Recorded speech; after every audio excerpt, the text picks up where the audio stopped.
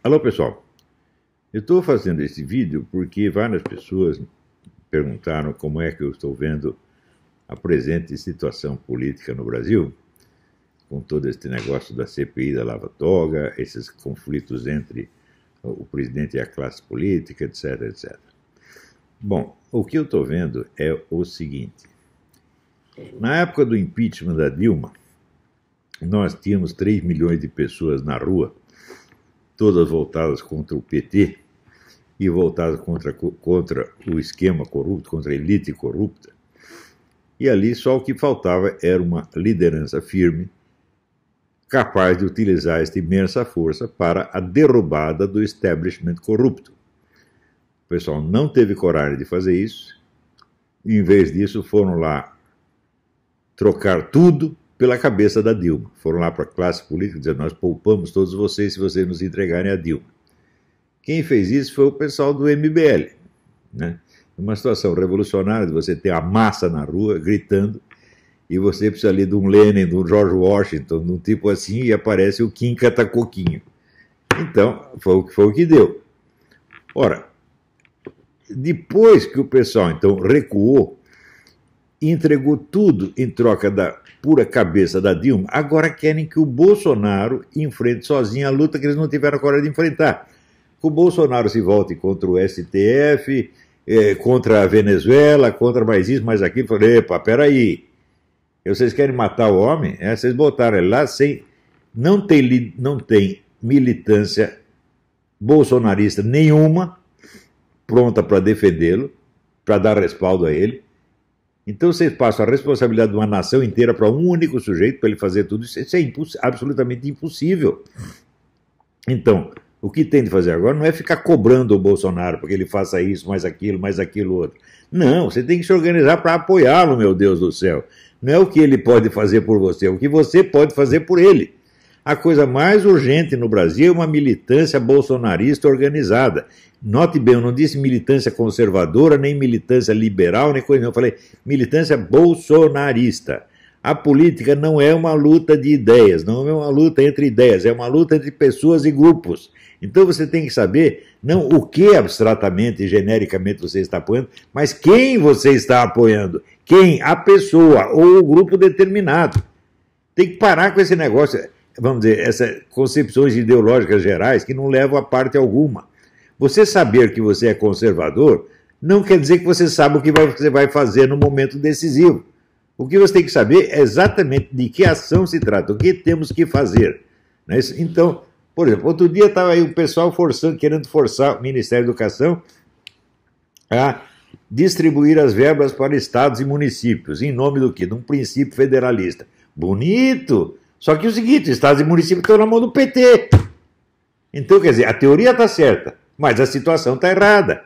E tem sido sempre esse o erro. Por isso que eu digo, não existe uma direita no Brasil, existem direitistas soltos. Não é isso? Uma direita, para se formar, teria que ter tido décadas de debates entre intelectuais altamente preparados, né, para limpar todas essas questões preliminarmente. E quando você passa para a ação, você sabe o que está fazendo. Mas o pessoal saltou direto para a ação. Quer dizer, leu lá o mínimo que você precisa saber para não ser um idiota, e no dia seguinte está querendo agir. Não dá para fazer isso, gente. Note bem, todos os movimentos políticos do mundo se formaram assim. Eu fiz uma vez um post dizendo que esses movimentos, eles seguem, existe uma espécie de um cronograma, várias etapas que têm que ser vencidas para chegar lá. Quer dizer, a primeira etapa é da discussão entre intelectuais. Os intelectuais não vão fazer nada, eles só vão ficar discutindo ideias para ver se entendem o que está acontecendo. Isso dura algumas décadas. Né? Na Rússia foi assim, na França foi assim, nos Estados Unidos foi assim. Né? E no Brasil o pessoal quer pular direto para a ação. Não tem a paciência, né, de esperar que as coisas amadureçam no seu devido tempo. E foi isso que aconteceu. Mal surge um movimento com pretensões de ser conservador, já elege um presidente do dia seguinte. Coitado do presidente, não tem uma militância para sustentar, né? E já cobram dele imediatamente que ele destrua todos os inimigos. Só não dá para fazer isso, gente. Por exemplo, esse negócio da CPI, da Lava Toga, eu vou dizer para vocês, isso é uma bobagem fora do comum. Ontem mesmo saiu um post do Ailton Benedito explicando isso aí. Falou: olha, tem uma imensa jurisprudência no STF dizendo que decisões judiciais não são objeto de CPI. Ponto final. Né? Quer dizer, quantos ministros do STF vocês vão conseguir levar para depor numa CPI? Nenhum. Quer dizer, isso não vai adiantar nada. Agora, por que o Flávio Bolsonaro não apoiou a CPI da Lava Jato? Agora ele virou um bandido, um criminoso. Né? Quer dizer, o que é isto? Quer dizer, tudo isso aí são símbolos de posições políticas, não são atitudes concretas. Né? Muito mais importante do que lavatório. Gente, claro, existe uma elite política corrupta, sem dúvida. Porém, quem foi que criou essa campanha internacional contra o Bolsonaro?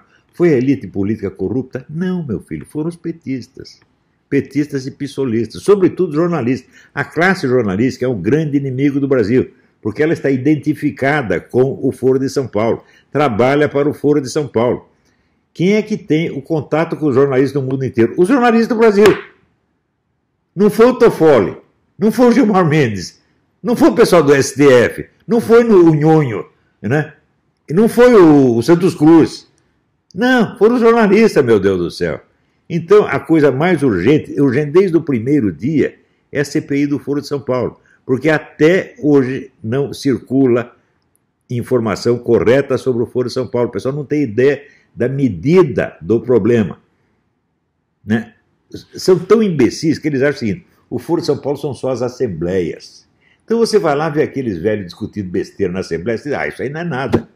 Quando o próprio Lula já declarou duas vezes que o importante no Foro de São Paulo não são as assembleias, né? São os encontros discretos ou secretos entre governantes, entre grandes líderes. Né? Isso é que importa, e é dali que saem as decisões. O próprio Lula disse isso. Né?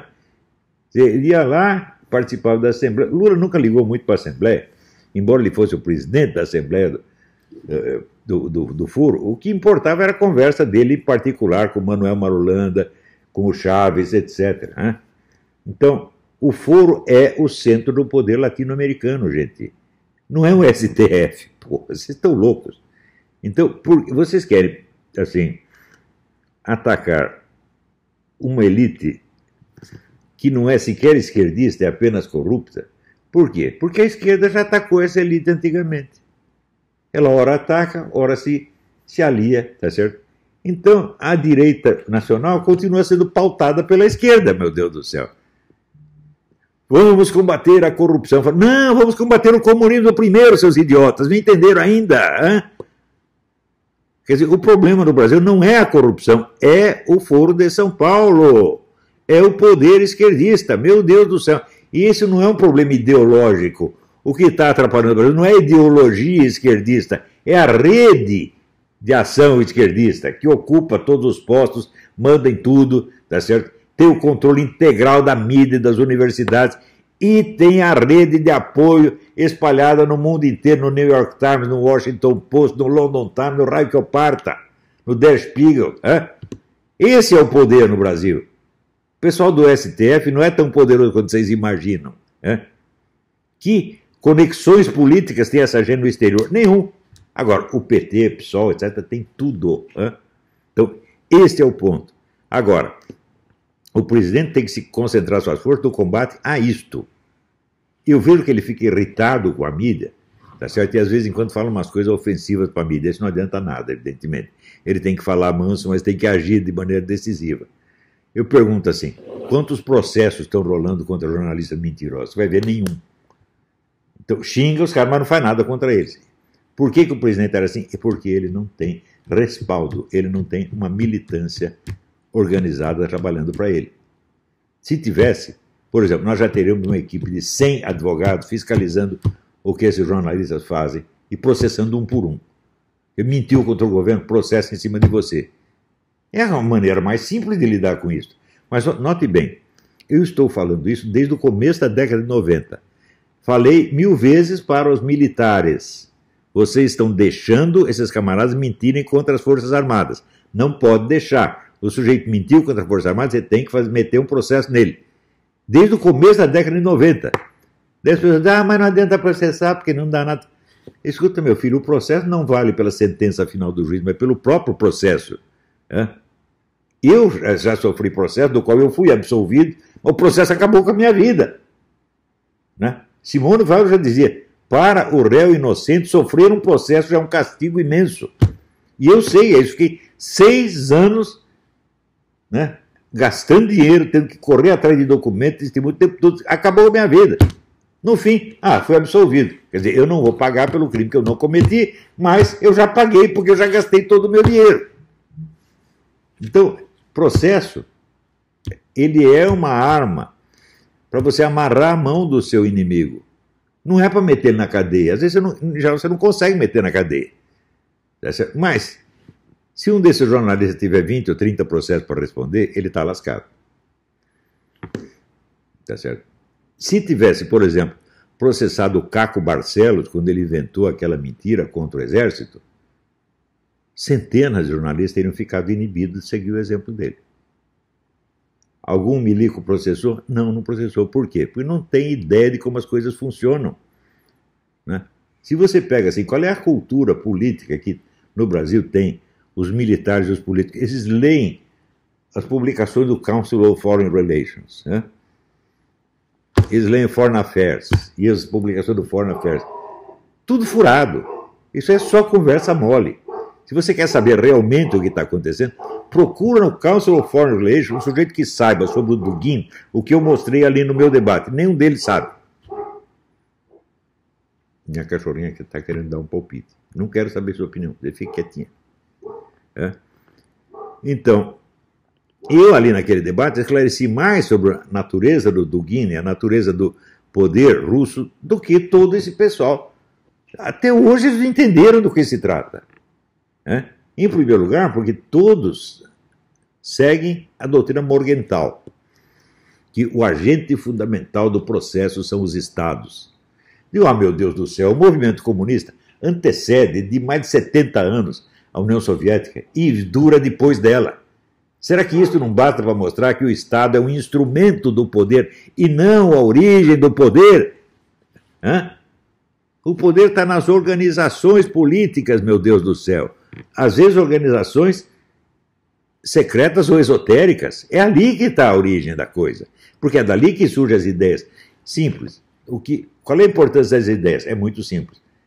O que você não consegue nem pensar, você não consegue fazer. Então, antes de fazer, tem que pensar. Então, alguém pensou primeiro, ensinou para o outro fez. Então, é ali que você tem que buscar a origem das ações e dos agentes. Não é no Estado. O Estado é um órgão oficial, meu Deus do céu. Você pensa bem, quando Stalin chegou ao poder, quantas ideias novas ele teve que criar? Nenhuma, já está tudo pronto. Ele simplesmente botou em prática. Ele entendeu qual era a função dele e botou em prática. Então, agora, se você começa a ligar muito, aqui eu quero ouvir o Council of Foreign Relations, a London School of Economics.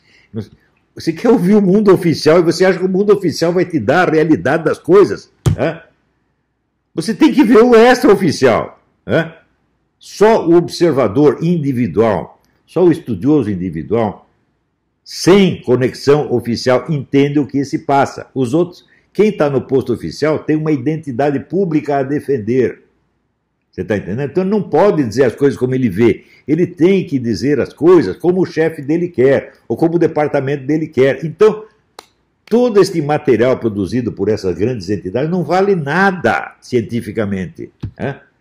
Outro dia mesmo eu coloquei, o que é consenso? Consenso é número de votos. Isso quer dizer, só existe ciência quando você renuncia à autoridade do consenso. Renuncia completamente. Consenso nunca é... Você fala consenso científico, isso é um oxímoron. É uma contradição. Não há consenso científico. Se há consenso, não é científico, meu Deus do céu. Científico é o mundo da demonstração e da prova, não o mundo das pessoas que aceitam aquilo. Então, veja, a coisa mais urgente no Brasil, vocês têm que criar uma militância bolsonarista agora. Não é conservadora, não é liberal, não é cristã, não é pró-família. Não! Você tem que apoiar o chefe, não é apoiar a ideia. Porque se você apoia a ideia, você está toda hora divergindo. Dentro do mundo conservador, você pega um universo de ideias conservador, pode haver 1000 divergências ali dentro. Tá certo? Então, hora você está a favor de um, hora você está a favor de outro, e você se divide. Quer dizer, é claro que as ideias têm importância, mas não nesse plano, gente. Você vê o número de camaradas que subiu na vida junto com o Bolsonaro, graças ao Bolsonaro, graças ao prestígio do Bolsonaro, no dia seguinte viraram casaca. É Kim Catacoquinho, é Lobostão, essa gente toda, porra. É o Alexandre Fruta. Por quê? Aderiram às ideias. Mas a política não se constitui de ideias.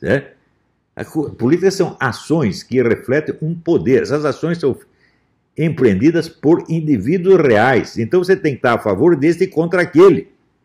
Não é as ideias. Você vê, se você pega a história do comunismo, por exemplo, veja quantos comunistas os comunistas mataram. O Paulo Francis que dizia, ninguém matou mais comunista do que Stalin. Estava errado, Mao Tse Tung matou mais. Então, quem matou mais comunistas foram os comunistas. Eles não estavam de acordo ideologicamente, estavam. Você está entendendo? Eu sou tão comunista quanto ele, mas eu quero que quem esteja no poder sou eu e não você. Pronto. Então, agora, assim, chega de militância conservadora, chega de militância pró-família ou pró não sei o quê. Assim, tem que ser militância pró-Bolsonaro, tem que apoiar o cara até o fim. Custou muito para você botar um conservador na presidência do Brasil. Custou mais de 60 anos de esforço. Durante 60 anos, o ponto de vista conservador cristão foi excluído e quase proibido. Eu desafio vocês a me mostrar uma tese universitária anticomunista que tenha sido, não digo aprovada, mas aceita para exame em qualquer universidade brasileira. Ou qualquer autor francamente anticomunista que tenha tido acesso à mídia. Não, você pode lá defender ideias liberais, mas anticomunismo você não vai fazer. Não tem anticomunismo. Você veja, um dos maiores escritores brasileiros, Gustavo Corsão, taparam a boca do Gustavo Corsão, tiraram o homem da imprensa. Não é isso? Em São Paulo, tiraram lá o Lenildo Tabosa Pessoa, tiraram o Nicolas Boer, tiraram um monte de... taparam a boca de todos os conservadores e liberais durante o regime militar, porra! Veja o poder que essa gente tem. E você ainda fica achando que o problema é o STF? Não, meu filho, o problema é a militância esquerdista que domina mídia e universidade. Esse é o problema, porque é essa gente que tem a conexão internacional. E é contra esta gente que o presidente tem que se voltar. Não na base do xingamento, que não adianta nada. Tem que agir contra as pessoas, mas ele só pode fazer isso se tiver apoio de uma militância organizada. Entenderam? Essa é a minha mensagem, gente. Fique com Deus. Tchau, tchau.